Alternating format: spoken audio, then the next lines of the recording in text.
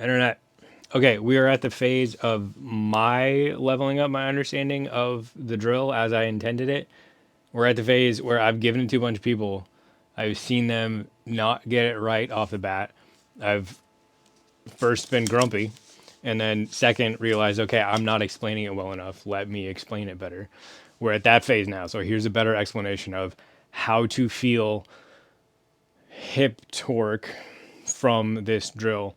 It was also brought to my attention by two people that I have a decent amount of respect for, a lot of respect for. Yeah, no, you know who you are. One of you. Anyways, that hip snap is not a good term because hip snap might be interpreted to mean that. Don't do that. That's not what I want. If you've watched anything on this channel and you think I want you to do that, you're probably not part of the solution. But hip snap is not a good term. We don't want hip snap. So I redefined that term partially in jest as narrowing the time window during which the impulse that creates hip torque is present. Means hip snap. So I want the impulse that makes your hips go to be tight. I want that to be a tight window. I want it to be torque, not. So torque is I'm in the rear hip, boom, I'm in the front hip. Torque is not I'm a barn door, let me open my hip as slowly as I can. So hip snap, as I mean it, is quick torque that's a spine center rotation, not a get on the front foot and rotate around your front foot. That's barn dooring. That's bad. It's too slow. We don't want to do it. Even if you can throw 400 that way because you're very athletic, that's not anywhere near your personal max. Anyways, new way to do the drill. Set up your feet, toe to heel stagger, shoulder width and a half, turn the front foot back 45 degrees. Step one, take your belt buckle, put it vertically over your rear foot. This is the part that people don't get. Step two, take your belt buckle, put it vertically over your front foot. Did I say front foot? Sometimes I say front foot. That's not your front foot, that's your rear foot. So you're just switching your belt buckle from foot to foot. Step two, get over the rear side. Send your glute as far to the wall as you can. Fold your body forward into your hip crease. This is the totally static version. It's okay if you collapse your posture. We don't want to do that in full throw. In a full throw, your glute's going to be more engaged, your spine's going to be more upright, and you're going to throw more dynamically.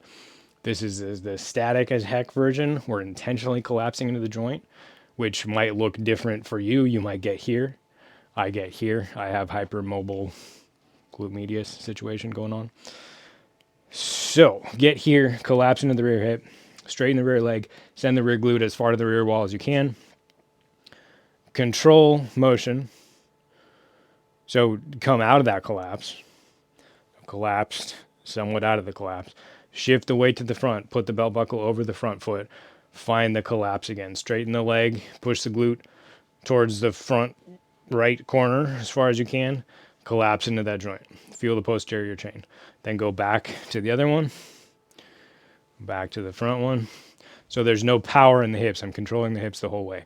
So I'm going from collapse to structure to weight shift to collapse to structure to weight shift to collapse. Now I'm going to take the structure out and just go from collapse on the rear side to collapse on the front side. Look at my arms. Collapsed to collapse. I get this little force wave thing to happen. Boom, boom. You can do it backwards. Boom. Not that there's any value to that, but you can do it. So that's the first thing I want you to feel.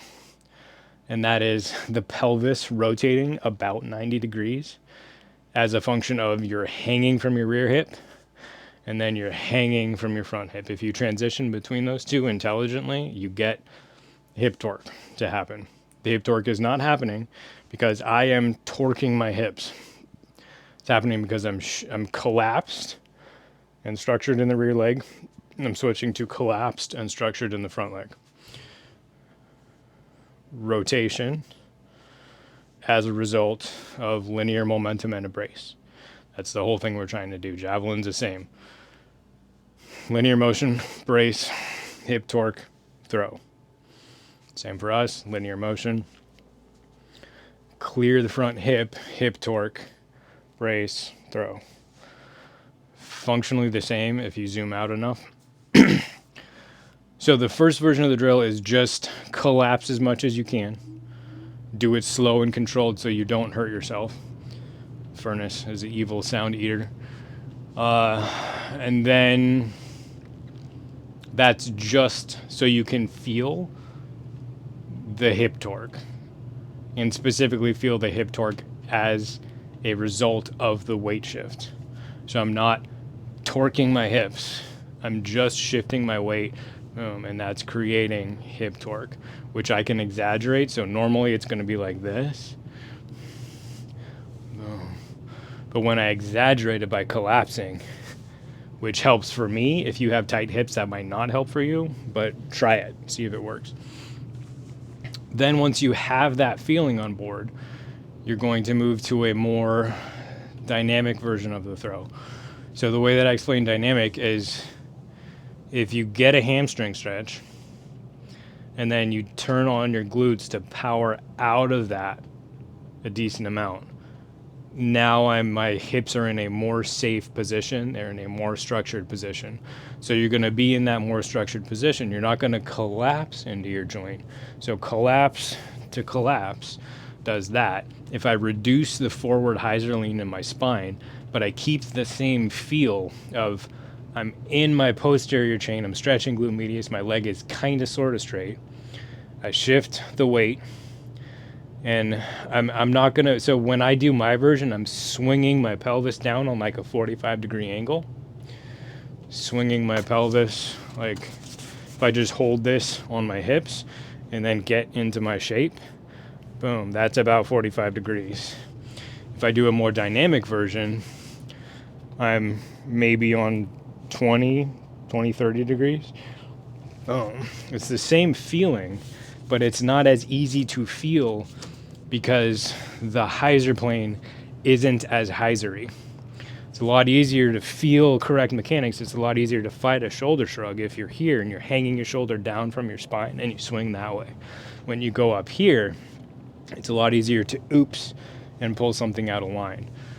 So the same thing applies here. Because I'm not on as steep of a hyzer, it's harder for me to get it right.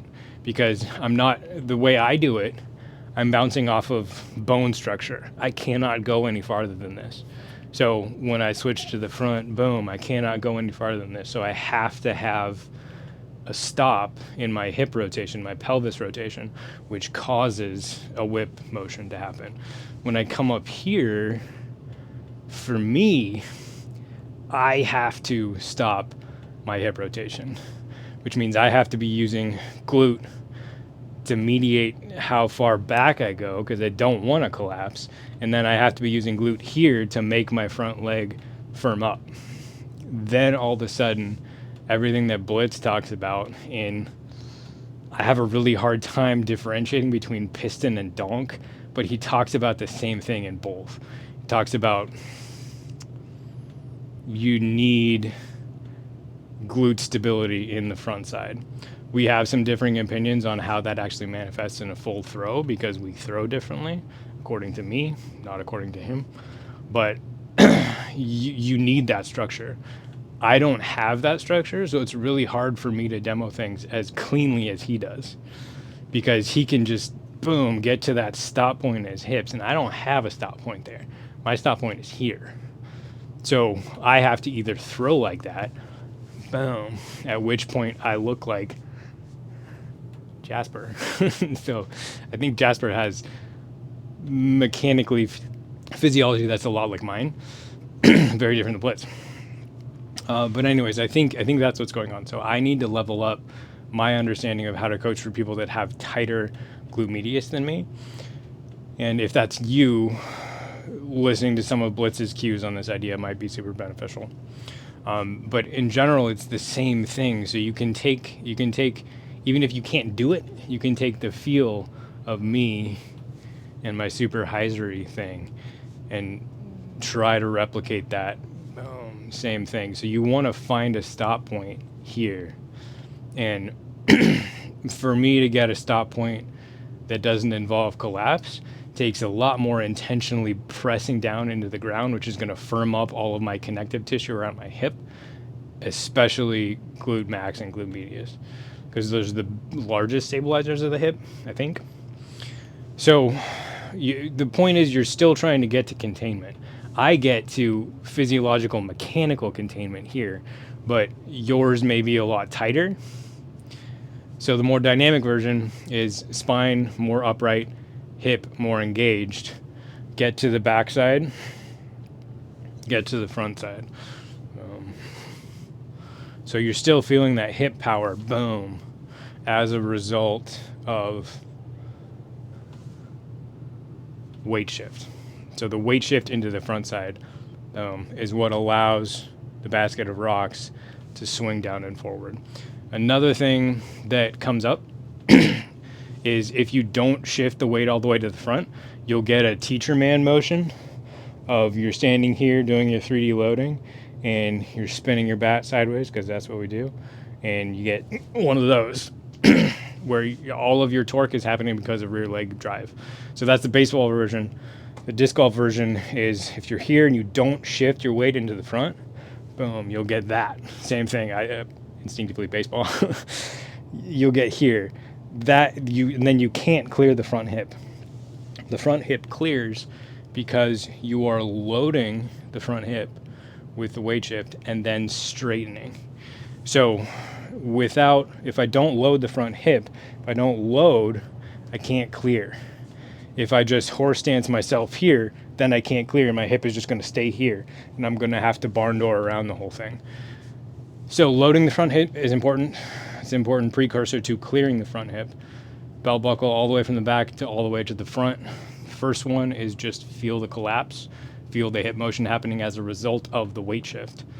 And then the complicated part is transitioning to a more dynamic motion where your hips are more engaged and you're more intelligently creating not a stop point, but a start to slow down point that makes your kinematic sequence work. Because without a stop point in your hips, the impulse that causes pelvis rotation is going to be too broad, too wide. And if it doesn't start to slow down, then your kinematic sequence doesn't work, because this has to start to slow down for this to speed up. This has to start to slow down for this to speed up, so on and so forth down the chain until we're throwing 500. Okay, so the one other thing to be aware of that is in that progression that we don't necessarily really have time to cover right here is that as I get the static thing, I get the more dynamic thing, and then what I want to add is intentionally using rear glute drive, which your glute drives that side of your pelvis forward, as in Superman punch. Also, as in Superman punch, I might want to add a little bit of intentional internal rotation to that leg. So those two things will get your leg to squirt out behind you while you're doing this drill. So I'm here. I intentionally pop my left hip forward because, again, torque, we want to create a force couple. We want the power acting on the rear hip because momentum and redirect, as well as glute power and internal rotation. We want that force to be equal to the force clearing the front hip, coming mostly from the quad and then from getting into the posterior chain and stabilizing everything there. I guess the force that clears the hip maybe comes more from the quad, and then the stabilization comes from the posterior chain. I don't know. That makes sense to me. You want those two forces to be equal, because if I just have power on my rear hip and no power on my front hip, then it's not torque. Torque is two even forces causing centered rotation. I want centered rotation. I want the rotation to be around my spine. So I need to add some pop to my rear leg. So if I add just glute and internal rotation, then you get that. And because I have this front side closed, if I unclose my front side, then this leg just rotates in place and I'm not getting the rear leg counterweight thing. So in order to get the rear leg counterweight, I need this front side closed, and I need to be getting established on that front side so that when I glute drive and torque, it makes my leg move east, northeast. Then the last piece I'm going to add to that is I'm going to add rear knee extension in time with my front knee extension. So my front knee has to extend to clear the front hip. I'm going to let my rear knee extend at the same time in order to firm up this weight going behind me so that it can transfer its momentum into the brace so that it will get reflected up into the whip. This is conservation of momentum stuff. It's a very advanced concept. Don't worry about this if you're not already throwing well. This is the last piece of the puzzle to get. But I want it to look something like this. I'm here. If I just glute drive internal rotation, boom, I get that where my leg goes under me and stays bent. Then if I add knee extension, boom, I get more of this finished T-pose thing going on. Okay, hope that's a little more clear. Thanks for watching. Go check out the Patreon. See ya.